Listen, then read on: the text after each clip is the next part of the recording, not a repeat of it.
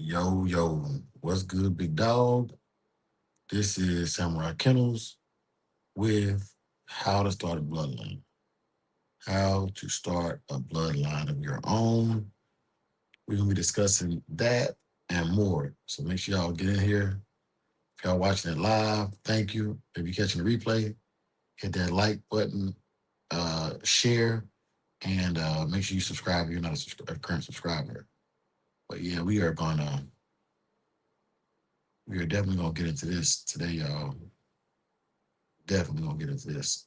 I feel that it's important to talk about, and why not? Why not? So, I hope y'all can hear me. I can hear me. Welcome, welcome, welcome. I don't know who this is. First one in the chat. Salute. Appreciate you. Make sure y'all tap in and y'all fooling with us heavy, man. Topic: how to start a bloodline. How to start a bloodline. I'm gonna tell you my thoughts, my beliefs, my ideologies. Brother Dickie, salute, big dog. Salute. Congratulations on your successful hatchings as well. And welcome, brother. You know you're always a legend and a great brother, a great friend to everybody who's respectful to you and who does right by other people, man. So I got nothing but respect for you, brother Dickie. So yeah, y'all. My topic today is how to start a bloodline.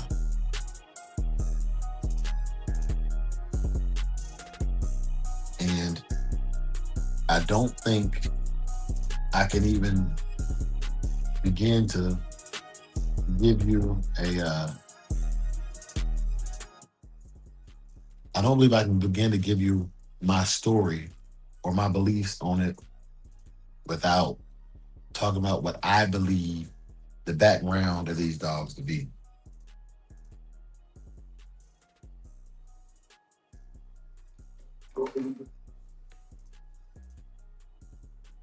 Oh man, all love, brother, all love. I don't think I can give y'all a realistic answer to that question without giving y'all my belief system and uh giving you where I stand at on the topic, right? So here goes. I've heard several theories about the origin and the history of the dog that I call the American Pit Bull Terrier. The Bulldog, Game Dogs, the Bull and Terrier, and a slew of other names that people call the Pit Bull, right? Dogs of grit and steel, dogs of velvet and steel, pit fighting dogs. All of these terminologies describe one animal when I think about it. And that is the animal I'm going to discuss today. The disclaimer is scrolling across the bottom of your screen for anybody who decides to come up and get involved in the conversation. I just ask that you protect yourself and protect us, and you are respectful, and you are uh, very, very observant of what you were saying because I cannot protect you from yourself. I can't hide you from the world. If you choose to get involved in social media, you're exposing yourself to everything that comes with being involved in social media. I do live streams. I've had a couple of years of practice with these live streams. I really enjoy them. When I have the downtime to do them, they mean a lot to me. So, disclaimer out there, we're gonna get into it.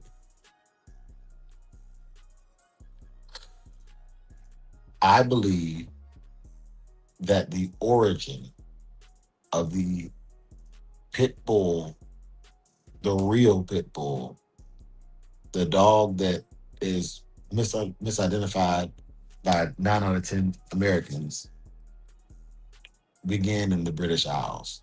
I genuinely believe that, and I think that there were some there were dogs known as the English White Terrier. They also had the Blue Ball Terriers, I think of Scotland or Ireland. I'm not sure which country. The country is not necessarily the thing. Is more the British Isles, Ireland, and Ireland, right?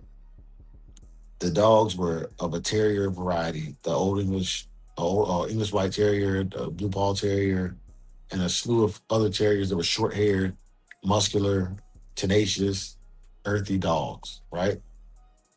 I also believe that the original bulldogs, the the closest comparison I can think of to today would be the American bulldogs, specifically the smaller. I think Johnson are the smaller of the two. Is what I think of when I think the original bulldogs over in England. A working class bulldog that was used for bull baiting, which is why they were called bulldogs, bear baiting, boar baiting, very similar to the American bulldog, as well as the Dogo Argentina, the Argentinian Mastiff. And I believe they crossed to give them a little bit more speed or give a little bit more size or tenacity. I believe they crossed these bulldogs with those terriers. And I don't think they were doing it for color or money. I think they were doing it for the ability to produce dogs with the speed and power they needed to handle the game or quarry that they were putting the dogs up against. I do believe the dogs were being matched in their earliest days, because matching dogs was always a money man sport, right? Poor people would get them together and do things, but they couldn't afford the upkeep. In those days, the upkeep of those dogs. So this is actually a nobleman or high end, higher echelon type of sport, and especially slaughtering a bull. They believed that the meat of a bull that had been baited by a dog was a better quality meat. So it had a purpose behind it. Even the blood sport of it had a purpose behind it. And the dogs would give their lives, but some dogs would not. And those dogs that would willingly give their lives but survive were bred over years and years to find dogs that had the tenacity to stay in there with either a bull or rats or a bear or a monkey or whatever type of animal they were being baited against, pitted against. And so they did. And they bred those dogs, and a trait began to display itself from these dogs. And that trait of not giving up and not quitting is what today I believe is known as gameness.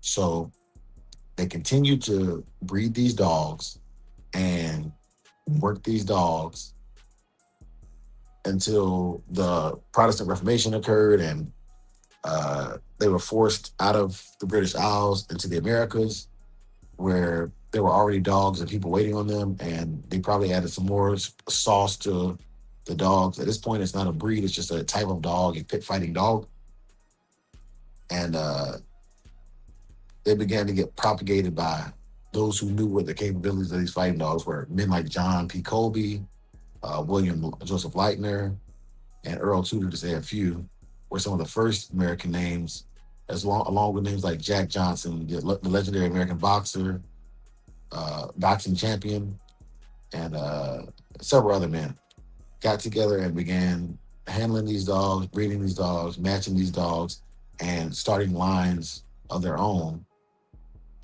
that their friends, peers, and customers still continue to talk about to this day.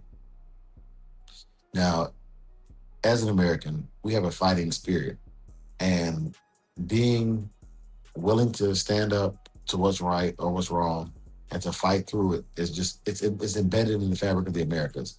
This is a true American dog. So I don't know if it was the UKC or the AKC or who first coined the term uh, bull and terrier or pit bull. I don't know You can Google this information. I'm not trying to be a Google site. I'm just giving you the timeline of it. So this is the early 1900s. There are a few American breeders breeding the dogs consistently with consistent function and form, and they began registering the dogs. So years have passed, and we're in the 40s, 50s, 60s, and now you're beginning to see names of newer breeders emerging with dogs that show this specific trait of gameness or not willing to give up, and they're starting to show in different manners. Some are being pitted more than three times, which three times typically would establish you as a champion if you won three times. If you won five times or more without any losses, you'd be considered a grand champion. And then obviously the terminology of cur comes up in this as well, because the dogs that quit working or quit fighting or quit doing what they were supposed to do were labeled as curs, and they were not sought after anymore, right? A lot of people think that you're supposed to extinguish the cur line. Lines of courage, you're supposed to extinguish them. And if that's your belief process, I don't. If that's your culling process, then that's a strong culling process, because most dogs are going to cur out, given the proper situation, proper setting, and proper opportunity to cur out. Most dogs are going to cur out, right? So, but these terms are coming along, and more men are understanding them. They're understanding the breeding processes, and they're starting to document these breedings now on what we call pedigrees. Pedigree tells you about the parents and the parents' parents and the parents' parents' parents, so on, so forth, and etc. And when you're starting a bloodline, this is where understanding a pedigree is extremely important. Most pedigrees are built off of one of several different reasons: an extremely popular dog, a very, very popular breeder who bred his dog a specific way with a specific standard, specific look, a specific action, uh, maybe even a specific color. If we're talking about old family reds or old family red noses. Um, so these are all different things that breeders or the dogs themselves established that transcended just that generation and carried on throughout the life cycle of this this breed that I love. Well, the pit bull, as we so call it now, began to gain even more popularity in the late 1980s and in the early 1990s. It was at the pinnacle of the pit fighting game, and these dogs had shown that they could do so much more than just fight. Um, and while, mind you, every good pit bull should be willing to stand up, should be willing to at least stand its own ground, uh, and take a licking and keep on ticking. The dogs have shown themselves to be more than capable of doing many other things. And this is where the idea of how to start your own bloodline comes up. We already know that the majority of these dogs were bred to be able to be combative animals and to fight in combat sports. What I also want people to take away from this live, away from this conversation, is that even though they were bred for combat sports, the dogs are capable of whatever you're able to train them to do. And so, hog hunting, protection work, showmanship, all of these traits are not necessarily, or all of these qualities are not necessarily bad or good inherently. But once you start to diverge from the original purpose of the animal, you're starting to kind of change the reason for calling it a pit bull. And as proud as I am of the legacy of the pit bull, starting your bloodline should be almost like starting a breed. There should be some kind of esoteric or uniqueness to you and your dogs that no other kennel displays, no other breeder displays. Even if you're breeding the exact same lines, your qualities, your traits, your phenotypes, and their abilities should vary from kennel to kennel for the individuality of the topic. So, when starting a bloodline, you'd want to find a female and a male. Typically, I'm going to say I prefer a cross, but you can line breed as well. You can, however you get there, you get there. But the easiest way is to find a female and male of two separate bloodlines that you think are going to complement each other well, not just the blood, but the individuals themselves. i.e., you have a female dog that has high wind, a male that has a lot of mouth. Put them together.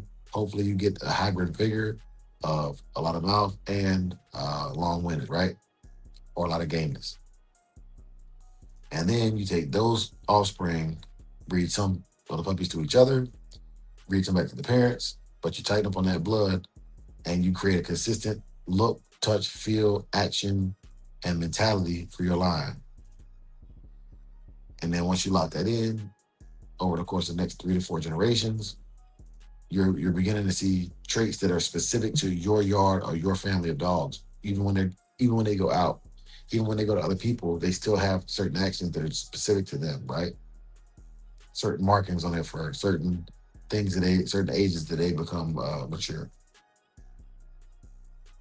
and that's the beginning of a line. That's one way to start a line, to do a cross and then cross back into your own stuff. Another way to start a line is to take a singular dog, male or female, and to show it to have a high level of merit, and then to stud it out or breed it to as many studs as possible, and get multiple offspring from different bloodlines, and see if they're all good quality animals. If you have a male or female dog that's producing good quality animals, they're a producer, then even if they themselves are not a performer, they still may be able to produce. And I want to give you some examples of that too. So the first one across would be Grand Champion Yellow. He was across of the Red Boy and Jocko lines, and they began to breed those dogs specifically, but he was like one of the most prominent ones of that era. So he kind of fits the second thing I'm talking about too, is having one dog that performs very well. Grand Champion Yellow became a Grand Champion, and so people wanted to breed to him. He bred to a lot of females and produced a lot of good dogs off of himself. And what makes a good dog or a good breeder, good producer is watching and seeing how many dogs are bred to and how well they perform with each one of those types of dogs. Using that dog as the greatest common denominator, you can then begin to see if it's the male, the female, or if or if they just click with a specific dog, right? Specific bloodline. That's another way. An additional way to start a line of dogs, which kind of ties into both of these two, is for you yourself to breed several lines of dogs consistently within your yard, but to keep it esoteric or niche to your types of dogs for a certain style or a certain thing that you are known for. If you're a weight pulling guy, you can go get a whatever weight pulling dog. Wild Side Kim's weight pull champion. Even though the dogs in the yard may not be completely related, they do show the ability to all produce similarly. So the kennel may be known for what it can produce as well, right? So you might say, I'm going to get a Pitt Islands dog. Even though all Pitt Islands dogs are not bred the same, Pitt Island has a standard that across the board, regardless of the bloodline, you can count on that standard. You can depend on that standard, and that standard holds weight. So if you're thinking about starting a bloodline, you can use the four. I would say you want to have four to six generations behind you, and you want to be involved in the process of those four to six generations. You also want to have your own direction, because breeding the dogs together is great, and you can say just 4 generations of your own is good enough. But when people come to you, what do they know about your dogs? What stamp have your dogs put on the game? Just because you bred them doesn't mean that they're worthy of being a bloodline. So take this information and do with it as thou wouldst. But I just want to get on here and talk about it and see what conversation it can spark. If you're not already a subscriber, make sure you go subscribe, like, and share this video.